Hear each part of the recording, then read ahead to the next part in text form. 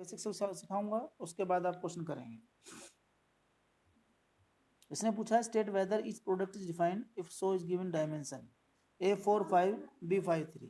Question number 1 की बात कर रहा है कि मैट्रिक्स ए है जिसका ऑर्डर है 4 × 5 और बी का प्रोडक्ट है 5 × 3। तो आप कहेंगे कि ए बी पॉसिबल है। यस, ए बी पॉसिबल है, A B exist but B A not exist, but B A does not exist. क्यों नहीं एग्जिस्ट? क्योंकि बी ए में 5 × 3 आएगा पहले बी का ऑर्डर, फिर यहाँ 4 × 5, और क्योंकि ये दोनों बराबर नहीं है तो इनका प्रोडक्ट पॉसिबल नहीं है।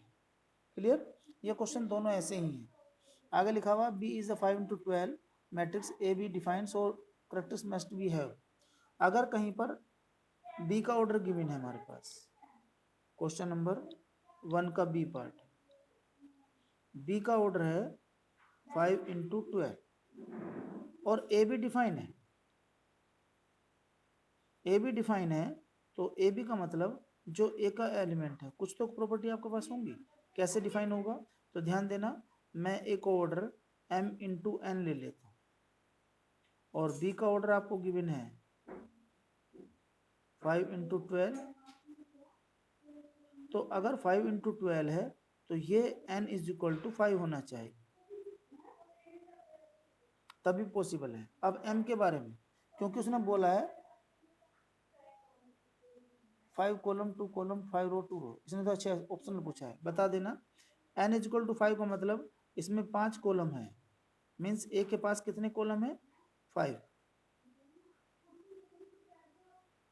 ठीक है, आगे उसने कहा नहीं, इसने पूछा है कि मैट्रिक्स कॉम्यूटेटिव नहीं होता है।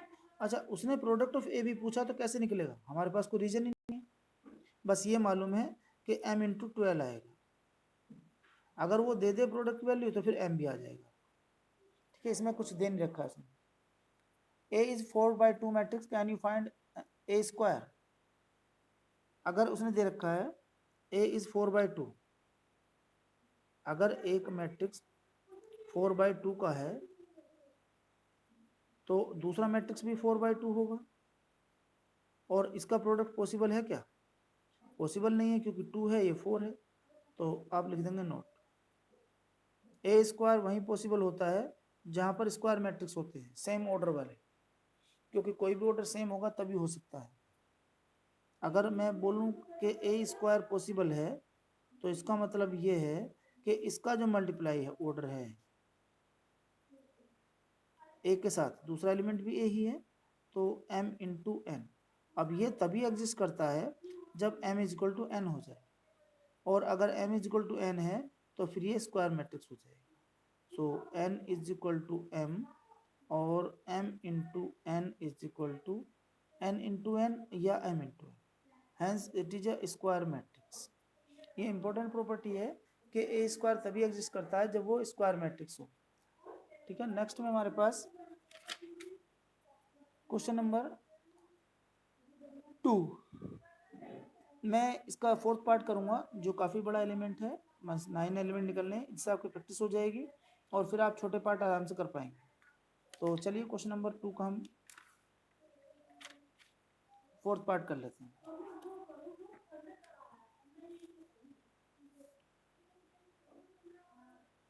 आप भी ध्यान रखना मेरे साथ, क्योंकि प्रोडक्ट करने में बहुत आसानी होनी चाहिए। 2 3 4 3 4 5 4 5 6, सेकंड भी ऐसा ही है, 1 0 3 -3 2 0 5 4 5। आप प्रोडक्ट करेंगे तो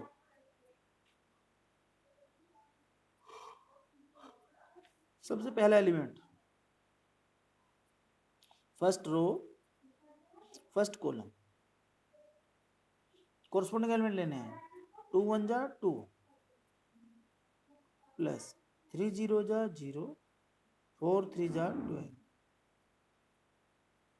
फर्स्ट एलिमेंट क्लियर हो गया। सेकंड एलिमेंट के लिए second column, first row second column, 2 into 3 -6, 3 into 2 6, 4 into 0 0, 1 3 पहली रो third column, 5 into 2 10, 4 into 3 12, 4 into 5 20। Second row में भी ऐसा ही ऑपरेशन करना है। Second row first column, 3 into 1, 4 into 0, 5 into 3। Second row first column 2 1, position क्या है 2 1, 2 2 सेकंड रो सेकंड कॉलम, 3 3 जा -9 +8 और 0। नेक्स्ट हमारे पास है थर्ड वाला, सभी इसका एलिमेंट यहाँ पर 3 into 5 15, 4 into 4 16 एंड 5 into 5 24। ठीक है, अभी हम इसे सोल्व कर लेते हैं। तो नेक्स्ट वाला देखिए last, third row first column, 4 into 1, 0 into 5, 6 3 जा 18, 4 5 जा 4 3 जा -12, 5 2 जा 10 और 6 0 जा 0, 5 4 जा 20, 5 4 जा 20 एंड 6 5 जा 30। अब आप इसे सोल्व कर लीजिए, सिंपल प्रोडक्ट हमारा हो गया है। 2 और 4 12 14 0, दिस इज 30 42 81 माइनस का यहाँ पर 31 और 56 22 20 मीन्स 8 40 70। और बिल्कुल सिंपल प्रोसेस है, केवल प्रोडक्ट में शुरू में दिक्कत आती है जब आप करते हैं, केवल थोड़ा सा लेंथी हो जाता है और टाइम कंज्यूमिंग है। क्वेश्चन नंबर 3 में x की वैल्यू फाइंड करनी है। मैं क्वेश्चन नंबर 3 का सेकंड पार्ट ले रहा हूँ, बिल्कुल ऐसा ही है जैसा फर्स्ट पार्ट है, सेकंड हो जाएगा फर्स्ट भी हो जाएगा। प्रोडक्ट गिवन है, यहाँ पर मैं 2 माइनस का x 4 और दूसरा एलिमेंट है हमारे पास x 3 5 is equal to 50।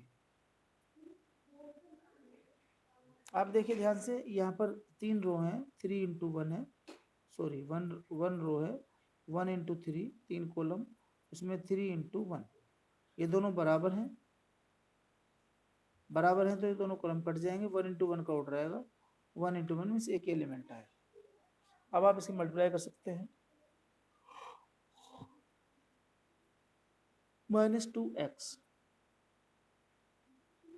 Plus 3x plus 20 is equal to 50. This is x plus 20 is equal to 15 और x is equal to -5। Clear. अभी हमारे पास क्वेश्चन नंबर बी पार्ट भी ऐसा ही है, इसका अपने आप कर सकते हैं, बिल्कुल सिंपल है, पर उसे कंपेयरिंग करनी है। यहाँ इक्वल टू दे रखा है 2x, find the positive value of x, ये इक्वल टू दे रखा है, ये इक्वल टू पे दे रखा है। चलिए कुछ कंडीशन तो देनी चाहिए थी, कुछ दे नहीं रखी है तो क्या करें। इक्वल टू में कैसे ऑर्डर हो जाएंगे, 2 मल्टीप्लाई करके। क्वेश्चन नंबर 3 का बी पार्ट देखना जरा, क्या दे रखा है।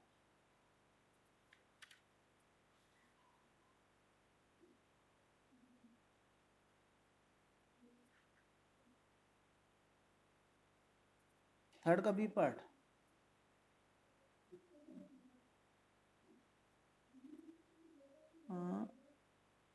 if 2x, 4 is equal to x 8, find the positive value of x.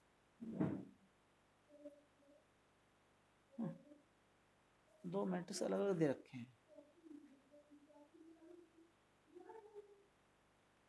अलग अलग कैसे बराबर हो जाएंगे?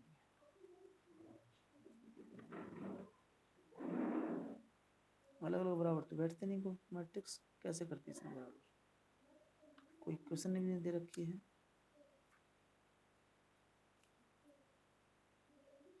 चलो कुछ यस, नहीं आंसर से मतलब नहीं बेटा, आंसर से क्या मीनिंग, आंसर तो हो ही जाएगा, मतलब प्रोसेस तो पूरा समझ पता समझ कि प्रोसेस में क्या दे रखा है, दो मैट्रिक्स बराबर कैसे देते हैं। अगर अगर बेटा दो मैट्रिक्स बराबर तब हो सकते हैं जब उनके एलिमेंट रो ऑर्डर बराबर हो, ऑर्डर बराबर नहीं है ना इनके।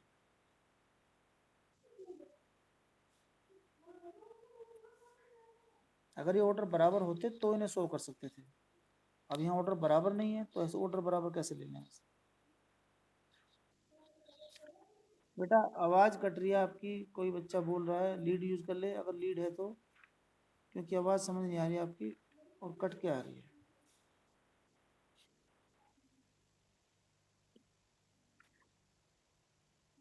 नहीं बनेगा तो सही, मल्टीप्लाई दे तो नहीं रखा, इक्वल टू दे रखा मेरे इसमें क्वेश्चन में, मेरे क्वेश्चन में मेरी बुक में 2x+4 2x4 मल्टीप्लाई नहीं दे रखा है इसने। मैं दिखाता हूँ आपको, समझाता हूँ। 3b का क्वेश्चन इस तरह दे रखा है 2x सॉरी 4 और यहाँ इक्वल टू दे रखा है, क्या तुम्हारे में भी इक्वल टू है? हाँ देखो, कोई कोई बात नहीं, मेरे मेरे में देखो, मेरे में मल्टीप्लाई नहीं है, इक्वल टू दे रखा है साइन, ये देखिए ये इक्वल टू दे रखा है इसलिए मैं कंफ्यूज हो रहा हूँ, ठीक है ना, और कुछ नहीं, ये इक्वल टू हो नहीं सकता ना यहाँ पर, इसलिए दिक्कत थी, कोई बात नहीं। अगर ये प्रोडक्ट में है तो फिर आसान हो गया, फिर तो कोई दिक्कत ही नहीं है। इसने बोला find the positive value of x, यानी कि एक्स की पॉजिटिव वैल्यू होनी चाहिए, तो हम इसको प्रोडक्ट करेंगे तो ये क्या आएगा हमारे पास, 2x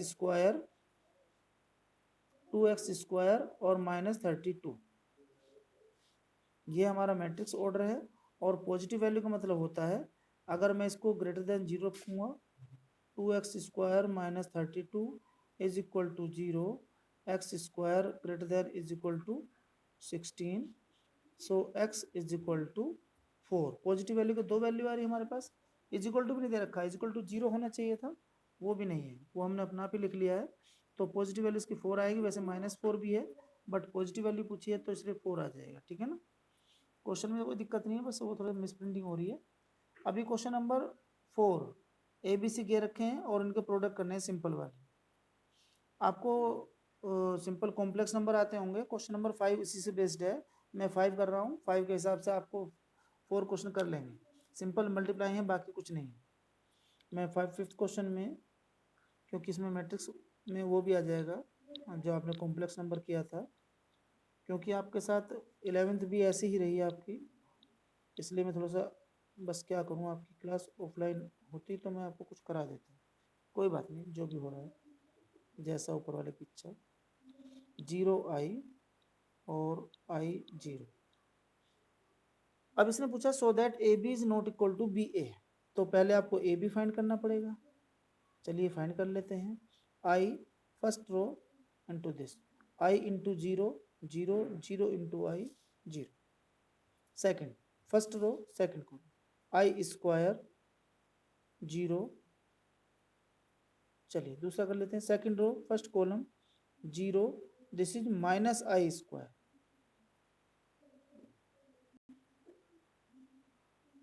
नेक्स्ट हमारे पास, ये थोड़ा सा माइनस कर लेता हूँ सारे को, फिर सेकंड कॉलम सेकंड रो तो 0 और 0, इसको शो करूंगा तो 0 -1, ये -1 प्लस का 1 हो जाएगा 0, ये हमारा ए बी आया है। अभी बी ए फाइंड कर लेते हैं। बी ए के लिए आपको से थोड़ा लिख लेता हूँ मैं, क्योंकि बार बार कंफ्यूजन हो जाती है, तो पहले बी लिखूंगा 0i i 0 i 0 0 -i, product कर लीजिए, मैं डायरेक्ट कर देता हूँ यहाँ पर, ध्यान से देखना, 0 into i and i into 0, 0 into 0 और i into 0 means i into minus i. Second row column i square 0 into 0, i into 0 और 0 इंटू आई। 0 ये -1 था, 1 हो जाएगा, और यह आई स्क्वायर -1 हो जाएगा 0। ये बराबर नहीं है किसके, 0 -1 और 1 0। कोरस्पोंडिंग एलिमेंट बराबर होने चाहिए, 1 और -1 बराबर नहीं है, तो ये बराबर नहीं है। प्रूफ करना था, ये बस दिखा दिया है। उसके बाद क्वेश्चन नंबर 7 भी ऐसा ही है, obtain the product A B and explain why B is not possible. आप 7 क्वेश्चन में देखिए बी ए पॉसिबल क्यों नहीं है, मैं आपको लिख देता हूँ, प्रोडक्ट आप आसानी से कर सकते हैं।